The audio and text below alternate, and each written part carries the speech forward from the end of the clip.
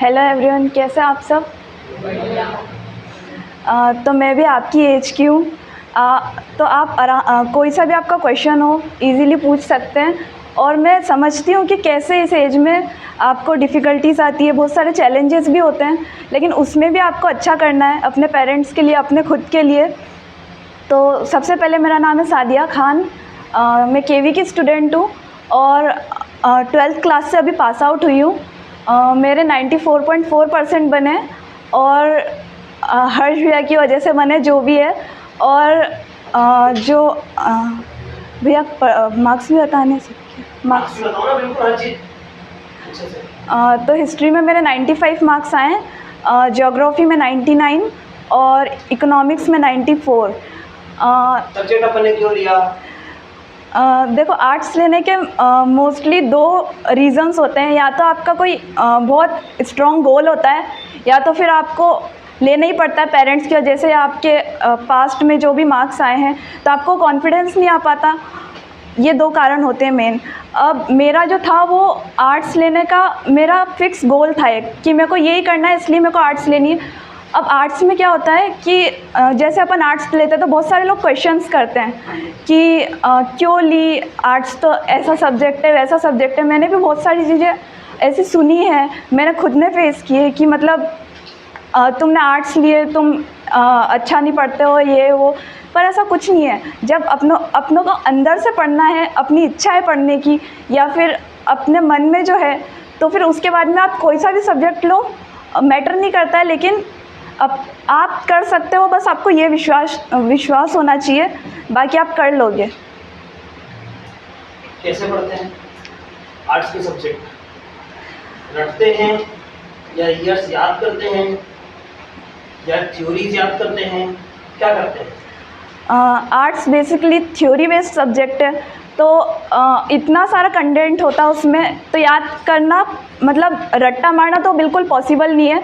आपको एक तो प्रैक्टिस करनी पड़ेगी रेगुलर, एक तो क्लास अटेंड करनी पड़ेगी। सबसे बड़ा फैक्टर है, बच्चे क्लास अटेंड नहीं करते हैं, उससे कोई फ़ायदा नहीं होगा, आपको नुकसान होगा। अगर आप आओगे तो कुछ सीख के ही जाओगे डेफिनेटली, पर आप नहीं आओगे तो उसका फिर आप नहीं ला पाओगे अच्छे मार्क्स। ये बात हमारे इधर भी बहुत सारे बच्चे हैं क्लास में जिन्होंने रेगुलर अटेंड नहीं किए क्लास, और उसकी वजह से उनके बहुत परसेंटेज कम हुए।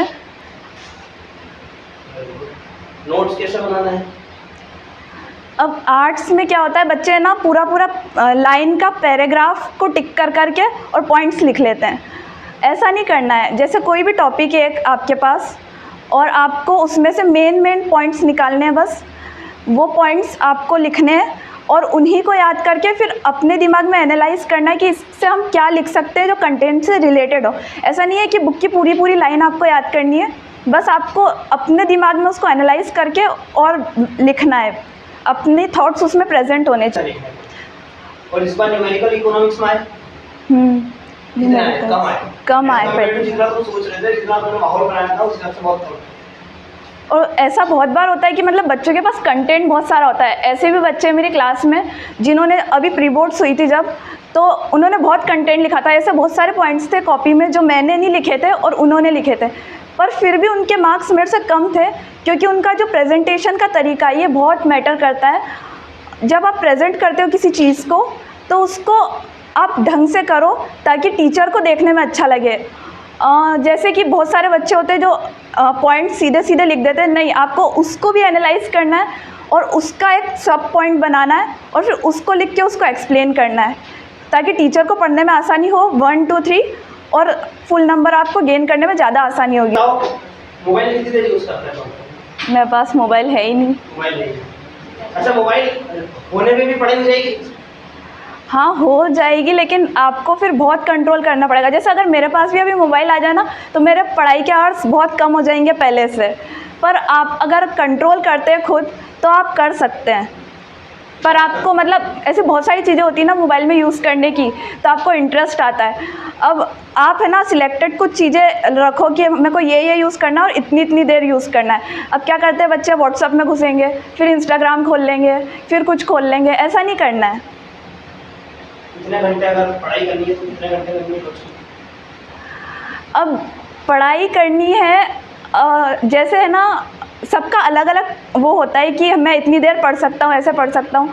अब मैं आपको स्पेसिफिक नहीं बताऊँगी, आपको हर यूट्यूब चैनल पे ऐसी मिल जाएगी, आपने बहुत सारी देखी भी होगी कि इतनी देर पढ़ो तो इतने % आ जाएंगे।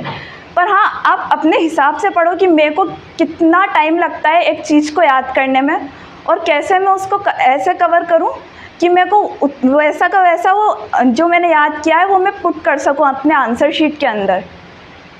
रिवीजन मैटर करता है? रिवीजन बहुत मैटर करता है, मतलब आप जितना पढ़ते हो उससे ज़्यादा मैटर रिवीजन करता है। अगर आप एक चैप्टर भी पढ़ो तो उसको रिवाइज करना बहुत ज़रूरी है। जैसे कि अभी बच्चे बहुत सारे होते हैं जो कंटेंट कवर करने में लगे होते हैं और रिवीजन छोड़ देते हैं कि पहले हमारा सिलेबस हो जाए फिर हम रिवाइज करेंगे, लेकिन वो फर्स्ट चैप्टर इतनी देर में नहीं याद रहता है। उसको आपको रेगुलर रिवाइज करना पड़ेगा। जब टेस्ट होंगे तब तो रिवाइज हो गई, ऐसा नहीं कि टेस्ट में पढ़ना नहीं है। बहुत सारे बच्चे करते हैं कि टेस्ट ही तो है, ऐसे ही दे देंगे हम, लेकिन टेस्ट में पढ़ने से आपका रिवीजन और अच्छा होता है। तो आपको रिवीजन करना बहुत ज़रूरी है अगर आपको अच्छे मार्क्स लाने हैं। सीधी सी बात है, इंग्लिश का बहुत बड़ा इशू, इंग्लिश को लेकर क्या मैटर है? इंग्लिश में 94। इंग्लिश में? हाँ। और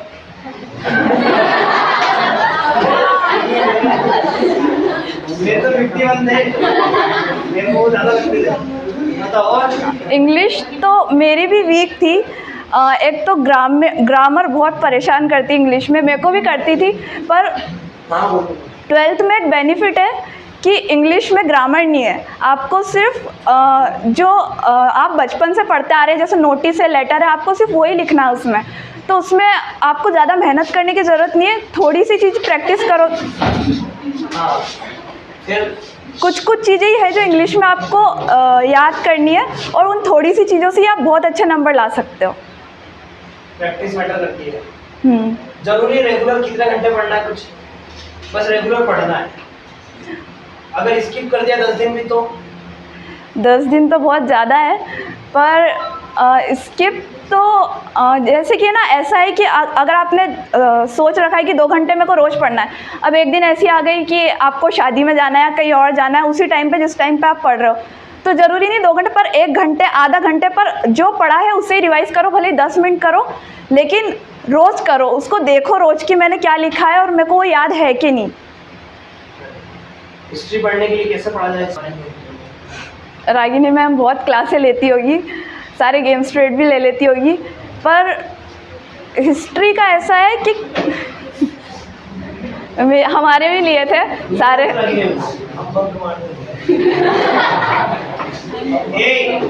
सुन लो।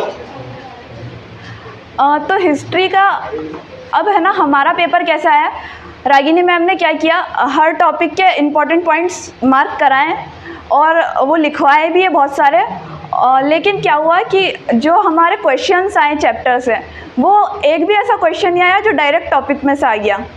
ऐसे क्वेश्चन आए, क्वेश्चन नहीं आते हैं, ध्यान रखना। 12th में बता दूं मैं तुम्हें, ये आपके बुक में लिखा है रूरल डेवलपमेंट, ये नहीं आएगा। क्वेश्चन आएगा कि रूरल डेवलपमेंट के सामने चैलेंजेस क्या है। डायरेक्ट क्वेश्चन नहीं आते हैं, ध्यान रखना। अभी तुम्हें बुलाऊंगा मैं, तुम भी बताना। लेकिन एक बात ध्यान रखना, डायरेक्ट अगर तुम सोच रहे हो कि एक ही लाइन याद कर लो, नहीं भाई। 12th क्लास इंटेलेक्चुअल क्लास है, आपकी बौद्धिक क्षमता बढ़ाने वाली क्लास है। चाहे आप साइंस के हो, कॉमर्स के हो, आर्ट्स के हो, यहाँ पर आपको प्रैक्टिकलिटी ज़्यादा मिलेगी, प्रैक्टिकल अप्रोच ज़्यादा मिलेगी। चाहे आप कॉमर्स के भी हो, अकाउंटिंग देखोगे, प्रैक्टिकल देखोगे, जो आगे देखने वाले हो। हिस्ट्री देखी, पॉलिटी देखी, ज्योग्राफी देखी, सब प्रैक्टिकल है। इकोनॉमिक्स देख रहे हो, प्रैक्टिकल है। फिजिक्स केमिस्ट्री बिल्कुल प्रैक्टिकल आप आ जाओगे। हाँ, थोड़ा मैथ्स जो है वो दिक्कत करता है, लेकिन कोई दिक्कत नहीं, तुम लोग कुछ बायो के भी हो। अगर मैथ्स में भी है तो आपका ये पावर बढ़ेगी, आपके सेंसेस डेवलप होते हैं 12th क्लास में। 12th क्लास कितनी इंपॉर्टेंट होती है पढ़ाई के मामले में नहीं, आपकी पर्सनैलिटी डेवलपमेंट के बारे में, क्योंकि आपका डिसिप्लिन डेवलप होता है। क्या होता है? डिसिप्लिन डेवलप होता है।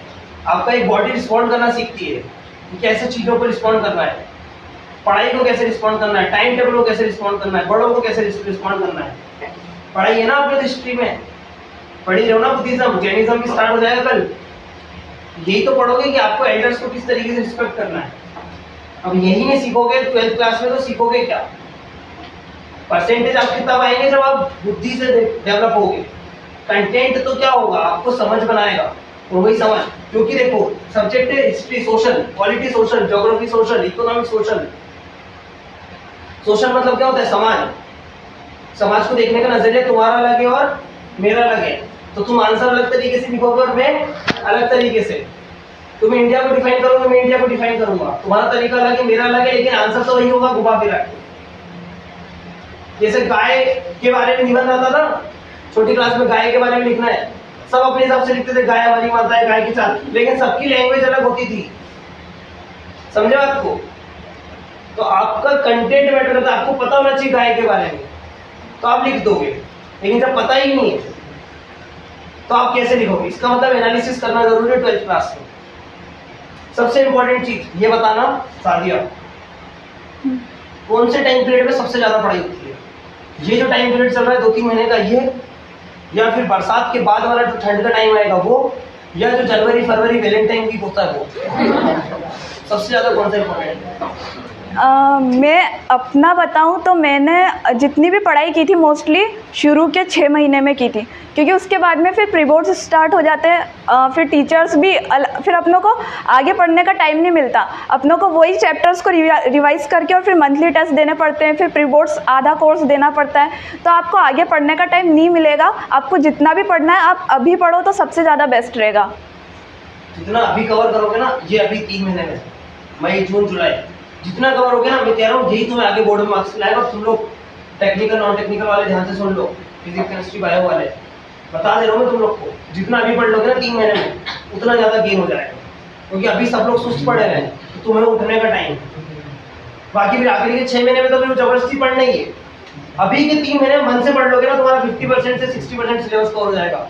ये तो मैं कराऊंगा स्ट्रॉन्गली पूरा, तुम कितना करते हो तुम्हारे ऊपर, कैपेबिलिटी के ऊपर डिपेंड करता है। जैसे हिस्ट्री में 4 हो गए, 1 बुक कंप्लीट होने वाली है, 2 बुक बची है, ज्योग्राफी में 4 चैप्टर होने वाले हैं, इकोनॉमिक्स में अपने 6 चैप्टर हो गए। इसको स्ट्रॉन्ग कर लो, आप अभी वैसे ही पास हो जाओगे, अभी पास हो जाओगे। बोर्ड का एग्जाम उठा के देख लो क्वेश्चन पेपर पिछले साल का, पिछले साल का क्वेश्चन उठा के देख लो, माइक्रो कितनी इंडियन इकोनॉमी कितनी इंपॉर्टेंट है और मैक्रो कितनी इंपॉर्टेंट है, बताओ। मैक्रो किस तरीके से पढ़ना है बताओ इन लोगों को। मैक्रो में मोस्टली सारा न्यूमेरिकल्स और मैथ्स से ज़्यादा कनेक्टेड रहती चीज़ें, तो आर्ट्स वालों को ज़्यादा टफ लगती है as compare to Indian development वाली बुक। तो मैक्रो में क्या है कि इस बार तो हमारे न्यूमेरिकल्स बहुत कम आए थे, इंडियन डेवलपमेंट से ज़्यादा आया था। अब दोनों का वेटेज तो सेम रहता है, लेकिन आप फोकस करो कि जो वो इंडियन डेवलपमेंट वाली है उसमें आप 40 में से कम 35-30 स्कोर कर सको, और उसमें अगर आप कम भी स्कोर करोगे तो वो मैनेज हो जाएगा। लेकिन जो इंडियन वाली है वो तो पूरी पढ़नी है अच्छे से, सबसे अच्छे से उसको करना है। और मैक्रो में क्या है कि कुछ सिलेक्टेड चीज़ें होती है वही आती है, तो आपको उन पर फोकस करना है। ऐसे अलग अलग रिफ्रेशर्स है जैसे बहुत सारी, उसमें बहुत सारा अलग अलग अननेसेसरी कंटेंट दे रखा है उन्होंने। आपको सिर्फ पुराने पेपर देखने, हर्ष भैया को बहुत सारा पता है कि क्या आता है क्या नहीं आता है, उनसे पूछो और सिलेक्टेड चीज़ें पढ़ो जो इम्पॉर्टेंट है और जो आ सकती है। अननेसेसरी ज़्यादा परेशान मत हो कि इनने ये ले रखा है। इसमें अभी क्या हुआ हमारी क्लास में, एंड टाइम पे बच्चों ने अलग अलग क्वेश्चन देखे दूसरे रिफ्रेशर के और वो पढ़ने लग गए अपनी छोड़ के। ऐसा बिल्कुल नहीं करना है, एक लो और उसी पे फोकस करो और उसी को पढ़ो। देखो मैं भी टॉपर बनना नहीं चाहती थी, मैं सिर्फ अपने आप को सेटिस्फाई करना चाहती थी। अब मैं हमेशा से बैक बेंचर हूँ, कभी मैं फ्रंट पे आज तक बैठी भी नहीं हूँ। लास्ट में बैठती है, लास्ट में, लास्ट से शुरू से लास्ट में बैठती है, तो बात ही जाए और वहीं बैठ के पढ़ती है। अभी भी सीयूटी है, जैसे यहाँ 2 बेंचेस खाली है और यहाँ 2 बेंचेस भरी है, तो लास्ट में बैठी थी वहाँ, तो खाली वाली वजह लास्ट में बैठा है। तो वो आप मैटर नहीं करता कि आपका नेचर क्या है, आपका क्या है, आपकी समझ मैटर करती है। ये मैटर नहीं करता आपका फ्रेंड सर्कल क्या है, आपकी समझ डेवलप करती है। आपको विवेक की 83% आए, कोई सोच ही नहीं सकता था। देखो आज मेरे लिए बहुत स्पेशल डे है, अगर मैं इसमें से टाइम निकाल के आपको दे रही हूँ आपके साथ, तो मैं चाहती हूँ आप कुछ ऐसा सीख के जाओ। अगर एक भी बच्चे को कुछ अच्छा उस गाइडेंस मिला या कुछ ऐसी उसकी प्रॉब्लम सॉल्व हुई, तो मेरे लिए भी बहुत बड़ी बात होगी। हो सकता है तुम्हारा क्वेश्चन किसी और के काम आ जाए, कुछ मैं चाहती हूँ जो टाइम मैं यहाँ दे रही हूँ वो वर्थ हो मेरे लिए भी और आपके लिए भी, दोनों के लिए। बोलो। इतना कभी बोली नहीं है स्टेज पर, बता तुम्हें आज बोलिए। तुम्हें पूछना है सुदीप, अच्छा तुम्हें आना है, किसी को कोई क्वेश्चन नहीं है पक्का? बोले सारे तो मेरे ही पूछ लिया था ना, कितनी देर पढ़ना है, मोबाइल यूज करना है कि नहीं करना है, सोशल आप हाँ सारे सब्जेक्ट को मैनेज करके कैसे पढ़ा, पांचों सब्जेक्ट बड़े बड़े सब्जेक्ट। अब क्या होता है कि सारे सब्जेक्ट का अलग अलग अपना एक होता है कि इसको ज़्यादा टाइम लगता है पढ़ने में, ये जल्दी कवर हो जाता है, तो आपको उसी चीज़ का बेनिफिट भी होता है। जैसे कि इंग्लिश और हिंदी, वो वैसे तो स्कूल में आपको करा ही देते हैं, मोस्टली हो जाता है और एंड के टाइम में कवर हो जाता है। अब मेन फोकस आपको हिस्ट्री और इकोनॉमिक्स पे रखना ज़रूरी है, क्योंकि वो एंड में नहीं हो पाता है बिल्कुल भी, और बाद में बहुत परेशान होते हैं बच्चे और फिर उनकी सप्ली आ जाती है। ज्योग्राफी हो जाता है, अगर टाइम के साथ साथ आप रेगुलर रिवीजन करते हो और रेगुलर क्लास आते हो तो ज्योग्राफी आराम से कंप्लीट हो जाएगा, आपको उसकी टेंशन लेने की ज़रूरत नहीं है। बस हिस्ट्री जो है वो बहुत परेशान करती है, और एक इकोनॉमिक्स जो है तो उस पर आपको सबसे ज़्यादा अभी इस वक्त फोकस करने की ज़रूरत है। वो तो एंड टाइम में भी कवर हो जाएगा, सस्ते सब्जेक्ट हैं, परसेंटेज बराबर ही दे रहे हैं वो 20 सब, लेकिन वो बाद में कवर हो जाएंगे। लेकिन जो कवर नहीं होंगे, जो लेंथी है, इसका कंटेंट ज़्यादा है, उसको अभी कवर करो। बड़े बड़े सब्जेक्ट को तो कार्बन चेंज, कार्बन जो चेन होती है, कार्बन ऑर्गेनिक इनऑर्गेनिक जो है, जो उसमें टापे वाली पहले कवर करो। जिसने भी साइंस मैक्स लिया है वो केमिस्ट्री पे स्पेशली ध्यान देना, क्योंकि इस साल बहुत सप्ली आई है केमिस्ट्री में स्पेशली। भाई सुधर जाओ, ये वक्त है, बहुत वक्त है अभी तो। अच्छा पिछले बार तुम लोग के साथ ऐसा हुआ था कुछ? अपनी तो क्लास बस चली, हाँ। और मैंने 12th कब स्टार्ट करी थी, लेट करी थी। 12th मैंने पता है बहुत लेट स्टार्ट करी। अभी तुम्हारी 20 तारीख से क्लास शुरू हो गई थी, 20 मार्च से, 20-25 मार्च से तुम्हारी क्लास शुरू हो गई थी। 12th मैंने अप्रैल के भी मीडियम में स्टार्ट करी थी, और तब तो मैंने सिर्फ ज्योग्राफी ली थी, इकोनॉमिक्स और ज्योग्राफी। हिस्ट्री तो मैंने आखिर के 3 महीने में पढ़ाई थी, और शुरू में सिर्फ 2 या 3 चैप्टर हुए थे, उसके बाद गर्मी की छुट्टी दे दी थी। इनका सिलेबस बहुत लेट चला था भाई, तुम लोग का तो सिलेबस बिल्कुल सही चल रहा है। मैं कह रहा हूँ ना, 4 महीने बाद तुम लोग तैयार हो जाओगे बोर्ड के लिए, 110% लिख के ले लो, तुम्हारा सिलेबस पूरा हो जाएगा। उसके पहले फीस जरूर भर देना पूरी, समझा आपको? हाँ पूछो ना, बिल्कुल पूछो। जैसे पढ़ाई के साथ कोई दूसरी एक्टिविटी होती है या जिसमें इंटरेस्ट होता है, अपनी हॉबी डेवलप करनी होती है, तो उसके साथ पढ़ाई कैसे मैनेज करेंगे? पढ़ाई के साथ हॉबी को कैसे मैनेज करेंगे? देखो ऐसा होता है ना कि आप स्पोर्ट्स ज़्यादा से ज़्यादा कितनी देर खेलते होगे, 3 घंटे 4 घंटे, या कोई सी भी एक्टिविटी आप करते होगे, तो उसको आप ज़्यादा से ज़्यादा 3-4 घंटे कर सकते हो। उसके बाद आपके पास बहुत टाइम बचता है। आप कौन से सब्जेक्ट से हो? कॉमर्स में मेनली फोकस तो अकाउंट्स और बीएसटी पे करना पड़ता है, तो आप उस पे ज़्यादा फोकस करो अभी। और जो मतलब है ना, ऐसा है कि कॉमर्स में तो 2 घंटे भी पढ़ेंगे ना अगर अपन रेगुलर, तो बहुत अच्छा स्कोर कर सकते हैं। 85-90% तक अपन कर सकते हैं आराम से, अगर रेगुलर पढ़ो 2 घंटे बस। 2 घंटे बस।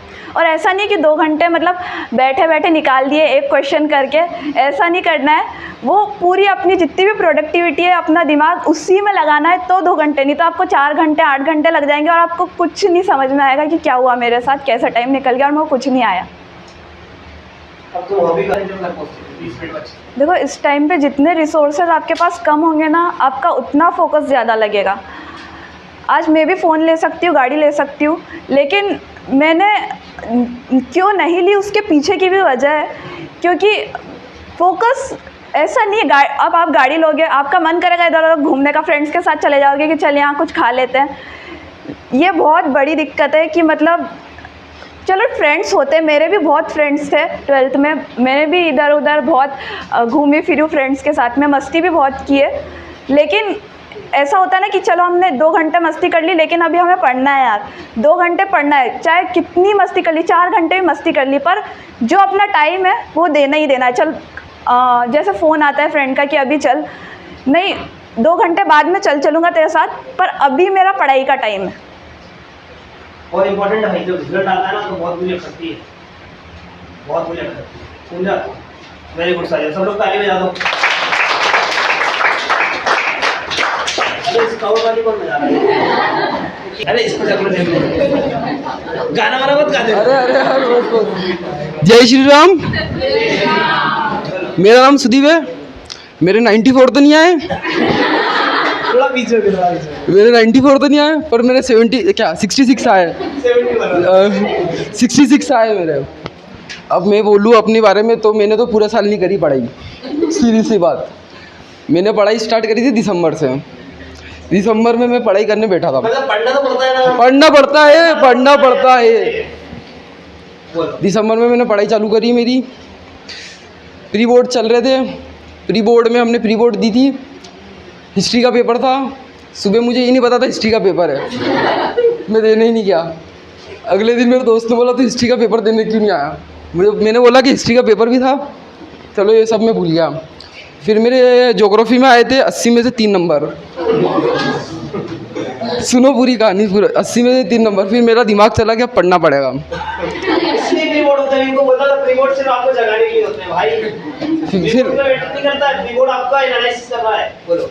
फिर मेरा दिमाग खुला कि अब तो पढ़ना है तो पढ़ना है। फिर मैं कोर्स खरीद के लेके आया।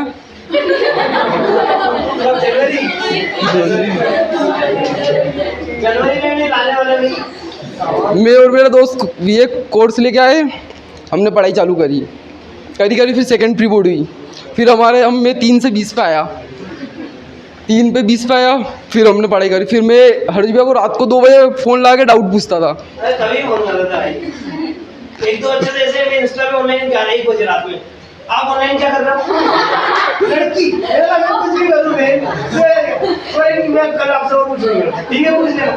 ठीक है अच्छे हैं फिर भी ठीक है आपका। अच्छा। फिर हमने पढ़ाई चालू करी, मैंने और मेरे दोस्त ने। और ग्रुप स्टडी मत करना, नहीं होती। ये सबसे बड़ा झूठ है। सबसे बड़ा झूठ है। हमने भी करी थी, नहीं हुई। फिर धीरे धीरे पढ़ाई करना शुरू करी हमने। करी फिर अच्छा नंबर भी आने लग गए। फिर हर्ष भैया ने जो बोला हमने वो किया। जैसा बोला कि ऐसे करना। वो फ्लो चार्ट, मतलब अगर आप बोर्ड एग्ज़ाम दे रहे हो तो फ्लो चार्ट बनाना।